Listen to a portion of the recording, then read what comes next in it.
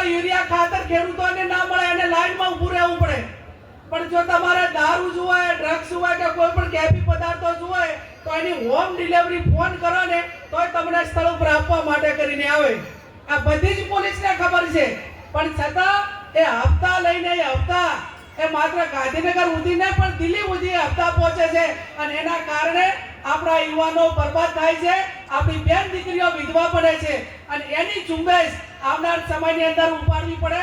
તો અમે બધા સાથે મળીને કાંતિભાઈ બધા જેટલી બોર્ડરો છે એ બોર્ડરો ઉપર ઘેરાવો કરવા હોય ને તો પણ તમે બધા સાથ સહકાર આપશો તો અમારી તૈયારી છે. અને હું તો અમિતભાઈ ચાવડા સાહેબને સમગ્ર કોંગ્રેસ પાર્ટીને વિનંતી કરું છું કે સમગ્ર જિલ્લાના અને રાજ્યની અંદર દેશી દારૂના બુટલેગરો કેટલા છે, ઇંગ્લિશ દારૂના બુટલેગરો કેટલા છે, ડ્રગ્સ વેચવા વાળા કેટલા છે, આ બધાનું સર્વે કરાવો. કોંગ્રેસ પાર્ટીના કાર્યકરો એની યાદી બનાવે અને યાદી બનાવીને મોબાઈલ નંબર સાથે દેશના ગૃહમંત્રીને અને રાજ્યના ગૃહમંત્રીને એની કોપી આપો અને ધારાસભ્યોને બધા એક ડેલિગેશન થઈ અને એમને મુખ્યમંત્રીને મળો કે તમારા રાજ્યની અંદર આટલા દેશી દારૂના અડ્ડા છે, આટલા ઇંગ્લિશના અડ્ડા છે, આ તમે બંધ કરાવો.